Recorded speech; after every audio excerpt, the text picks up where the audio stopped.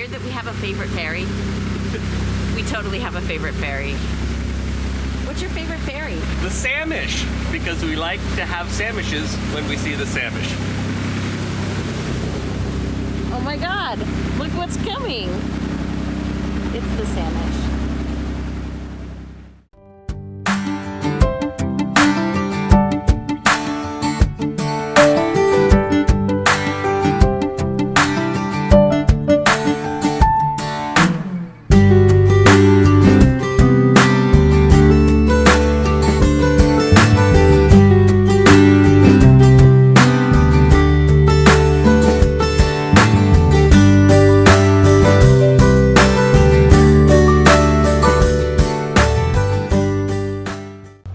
So we are thinking about moving the boat around the corner to Roche Harbor in a few minutes.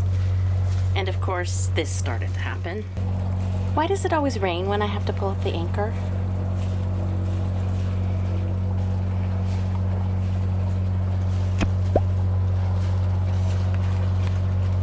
The dog cannot stand it when he leaves the boat.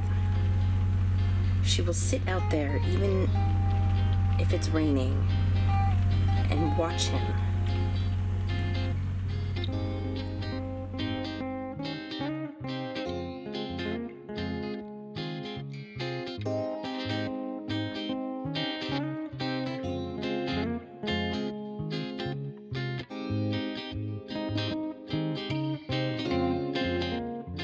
So we're leaving Westcott, about ready to take the anchor up in here a couple days. And great stay, and like we're almost one of the last boats here, so the place to ourselves. We have a super long run ahead of us. Yeah, we're going all the way over around the corner to Roche Harbor. So Yeah, over there we're going to take you on a few new things. We've been to Roche Harbor a lot of times, but we realized we didn't have a lot of it on film. So we'll show you some new things. The sculpture garden, maybe the mausoleum. Yep. And hopefully get some break in the rain. There's a little bit of rain. Not bad, but there'll be a little break in the afternoon, so we'll get over there during that time. I'm going to get wet pulling up the anchor. Yeah. That's what it is. It's what it is, yeah. It's not raining hard, so. And so, yeah, we're firing up the engines, and away we go.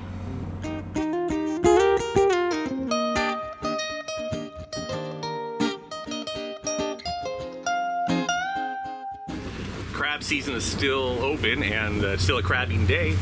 But it's actually a lot nicer getting out of Westcott this time. It's the time of year. It's Sunday in the afternoon. People have left. Yeah, it's a lot better. But boy, I'll tell you, the middle of the summer especially, it can be crazy trying to get through here. We've talked about it before, and we'll probably talk about it again. Yeah, so keep an eye out for that when you come in here. Not so bad if you're making the turn into Garrison. It looks like everybody kind of mostly puts them just outside of Garrison and then east towards into Westcott for the most part. But so if you're going into Westcott, that is definitely a something to look out for. But it's a lot better today for sure.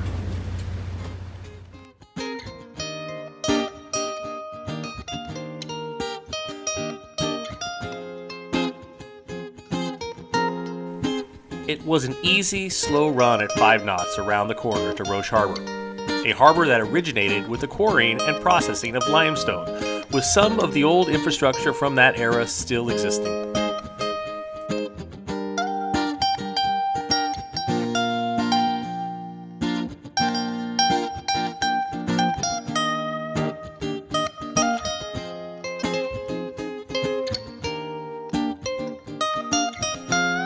Roche Harbor is served by seaplane airline Kenmore Air with flights from Seattle, and it's always fun to watch them come into the dock. So we're pulling up the anchor. It looks like the sailboat by us might be dragging anchor, but we don't look like we're moving, but they're getting really close and there's no one on board. We're going to move and then see if we can figure them out. Once settled into our new anchoring spot, we hopped in the dinghy to head into town.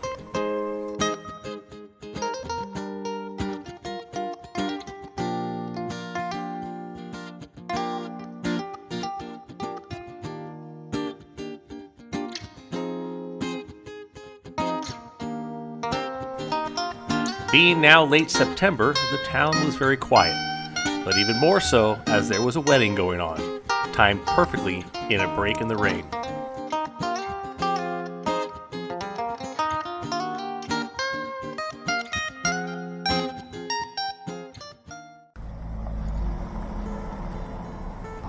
The sculpture park is spread over 20 acres and has over 100 exhibits.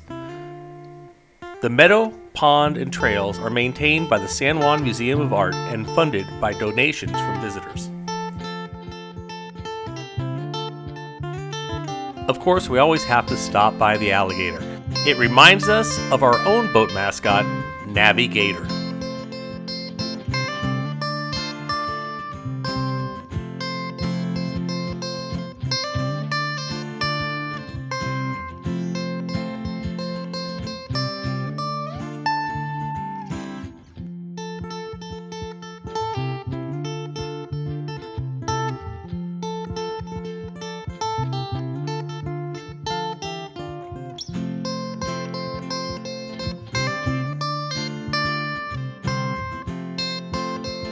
This exhibit will be fun to watch over the years. It's a giant sequoia planted in November of 2022.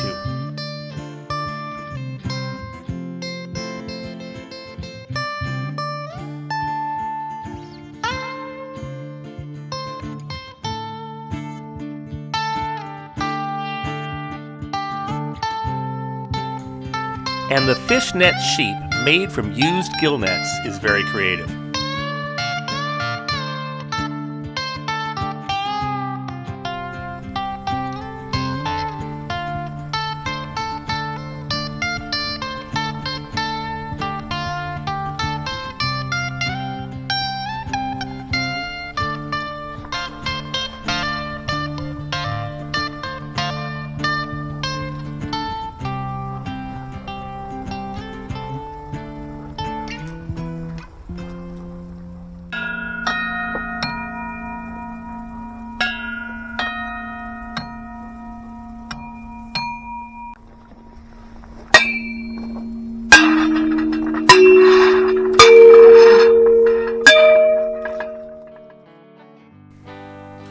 We were then off to check out the McMillan Mausoleum and the Roche Harbor Cemetery.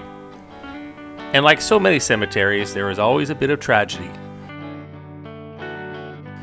Like these two young sisters that died of bronchitis. And this 8-year-old boy who drowned from falling off the Roche Harbor docks.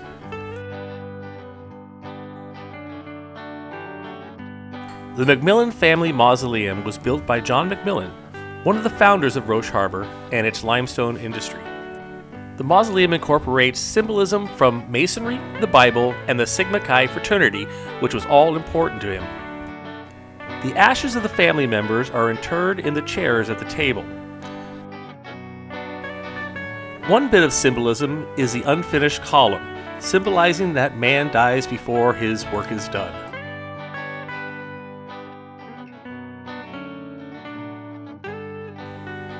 On our walk back, we admired the beautiful fall colors setting in.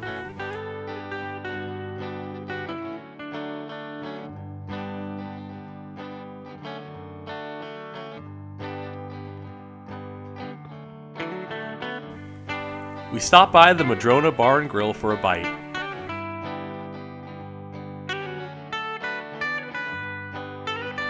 And Bailey met some new friends.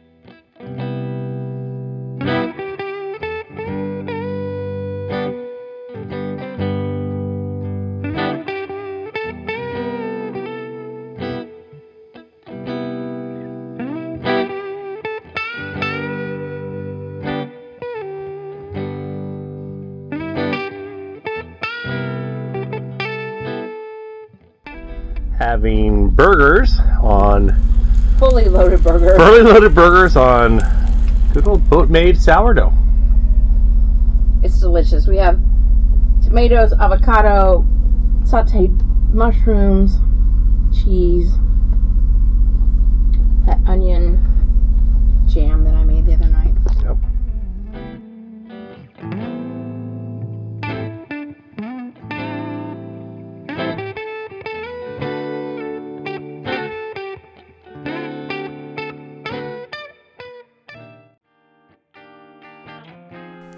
The next morning, it was time to start our journey back to Anacortes, with one more day to spend in the islands.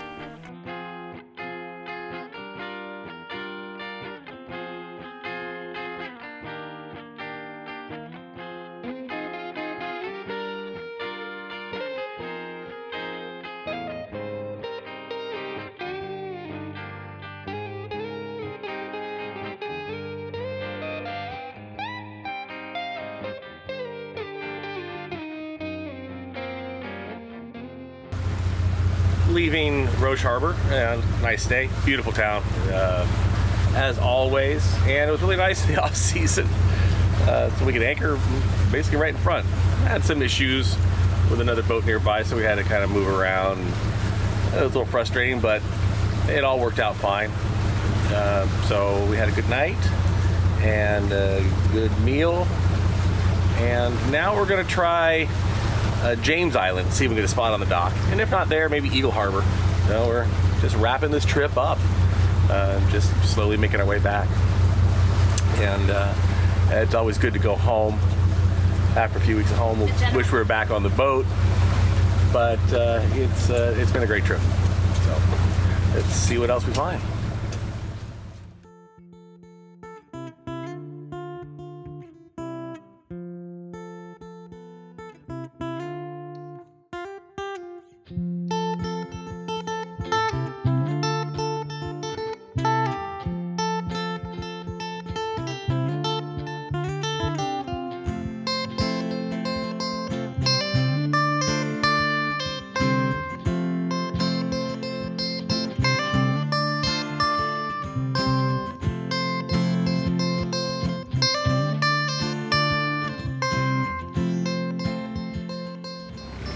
We are going to try to get on the dock at James Island, and it's a lot like Jones Island, where there's just room for 4, maybe 5 boats, depending on the size of the boats.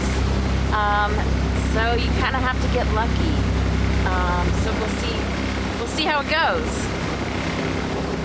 How do you feel? Do you feel lucky? Oh yeah, exactly. It's a Monday, and it's off, not the high season, so we'll see. All right, we'll keep you posted.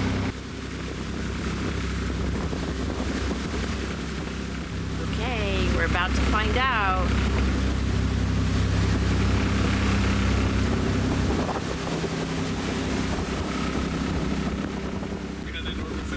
I don't know, kids. It's not looking great.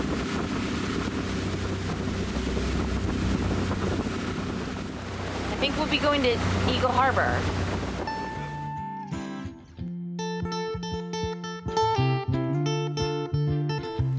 There was no room for us on the small dock, but it was worth a try.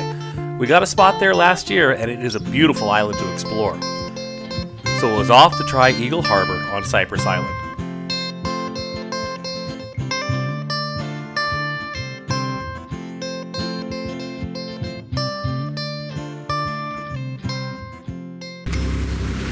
So we're just about to turn the corner at Eagle Harbor, and hopefully there'll be a mooring call available for us. Otherwise, we're just gonna float around. Float around forever. Sad.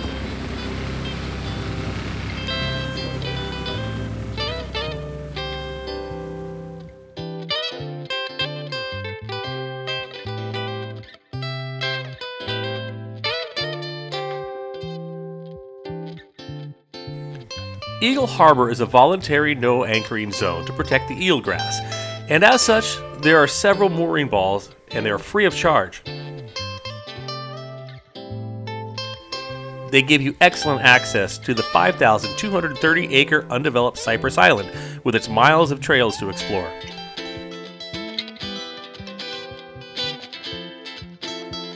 We had our choices of several available mooring balls, yet another benefit of cruising during the off-season.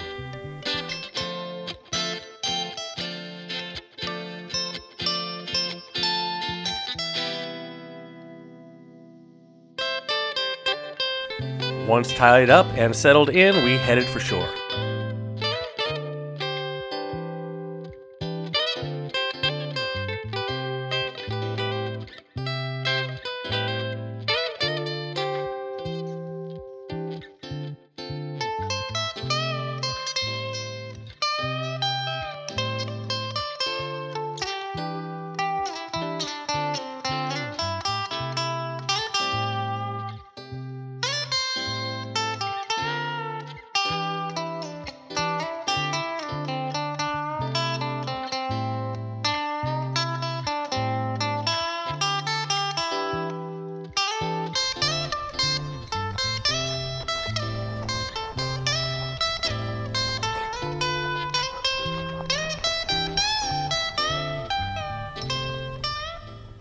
This is a great trail. There's ways you can branch off to Eagle Cliff, Pelican Beach, I think it was. But we're doing the Duck Lake Loop Trail. And yeah, it's a really nice trail. Really easy. It's got some uphill, but nothing steep. It's a well manicured trail. So there's no stepping over big logs or up roots and that kind of stuff. It's a really nice trail.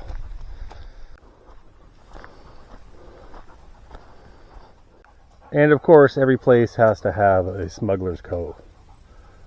However, on our first video to Smuggler Cove in Canada, on the Sunshine Coast there, we were corrected that it's Smuggler Cove, not Smuggler's Cove. So there's a difference. So we try to get it right now. Bailey was loving the hike, and it's times like these that it's hard to realize that she's actually 13 years old. We passed the Duck Lake, which was pretty overgrown with stuff, very natural. And now we're on a part of the trail that's a little bit more, I wouldn't say challenging, but you gotta watch your, less manicured.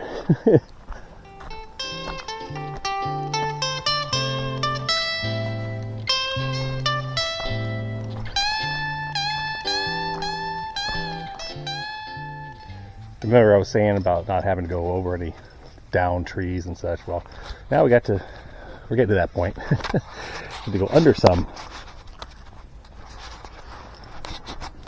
Do the limbo.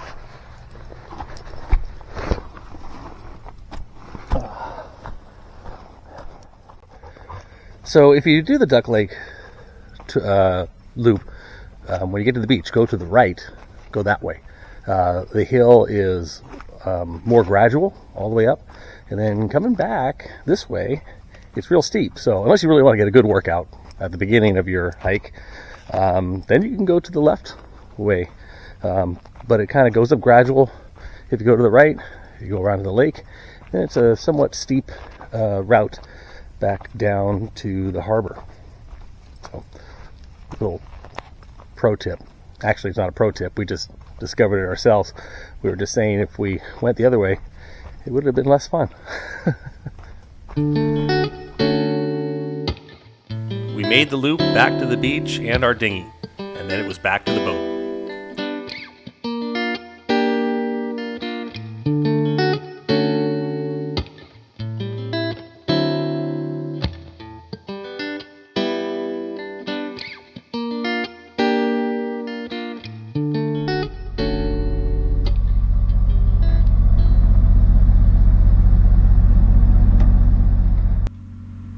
Your pizza looks great. I'm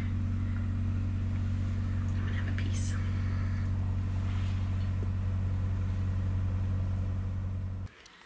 Mike was just taking Bailey for the late night potty run, and he came back to the boat and he said, "Grab your life jacket and get in." So I did, and it was amazing. There's like bioluminescence all over the bay. Like it really lights up when the dinghy goes through the water. It was super cool, and I'm sorry we couldn't catch it on camera, but yeah, one of those great things of hanging out on a boat is you get to see these like shows by nature. So yeah. Join us in our next episode when we wake up to a foggy Eagle Harbor and head back to Anacortes to do end of the season boat work at Cap Sante Marina. We hit our favorite A-Town bistro and talk to Kate about the great eatery. Then it's over to Fidalgo Marina to get Pane y Vino hauled out and put away for the season.